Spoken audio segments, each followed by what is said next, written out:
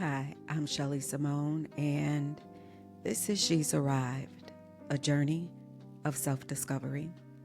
But this isn't just small talk. Here, we go deep with stories and conversations with people who have found their thing, and through it, have stepped into their calling.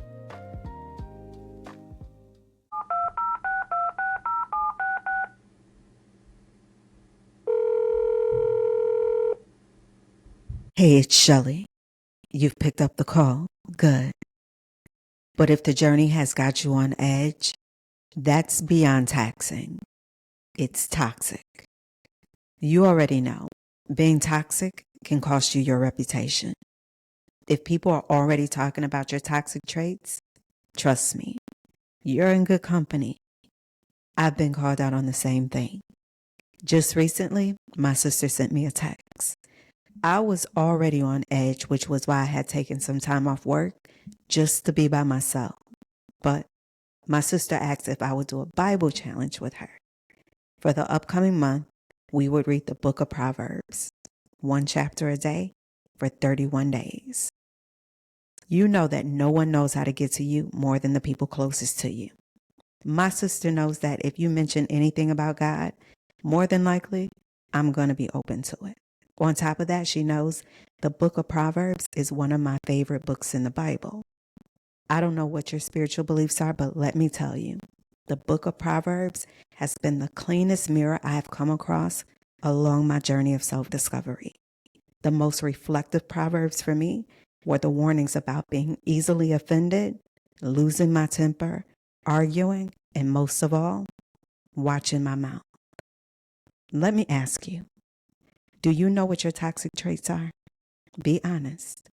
Are you kind of proud of them? Because I am. My most toxic trait is expressing myself through words. That's my thing. And it's tied to my calling. But like the Bible says, both life and death lie in the power of the tongue. The first time I read the Book of Proverbs, I felt convicted. I prayed about it and asked, not just for the wisdom to watch my words, but to stop letting things get to me. The answer came. Stop compromising. I kid you not. It was in reading the Bible and praying that I found the root to my toxic trait was not my calling, but trying to cope with being out of alignment by shrinking and overextending myself. Now, if only discovering some toxic trait about yourself meant you no longer had to spend years struggling with it, right? Silly me. I didn't hesitate to agree to do this Bible challenge with my sister. The day we were supposed to start, I sent her a text that morning and asked which version of the Bible she was going to read. She didn't respond. I sent her another text later that evening and asked her again. She said she was going to read the NIV. Now, I prefer the Passion Translation, but she was the one who initiated this thing, so I read whatever she was going to read.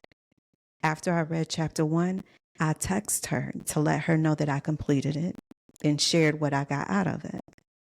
Hours later, she replied, but her response wasn't about her own reflection. It was about mine. I was already feeling like I was carrying the Bible study she invited me to. And at that point, I felt like she wasn't even sincerely engaging. I started to call her out, but I caught myself. I was supposed to be spending some time alone so that I wouldn't end up taking my issues out on everyone else. I sent her a text and told her I would continue reading it on my own. But let's be real. Even that coming from someone who already has a reputation for being on edge can look like, here she goes again.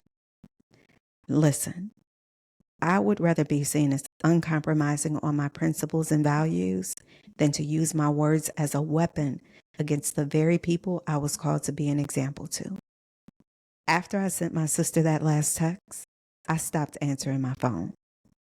Being triggered showed me it was essential that I spend some time alone, and not because I needed a break from everyone else, but because it was my duty to face myself.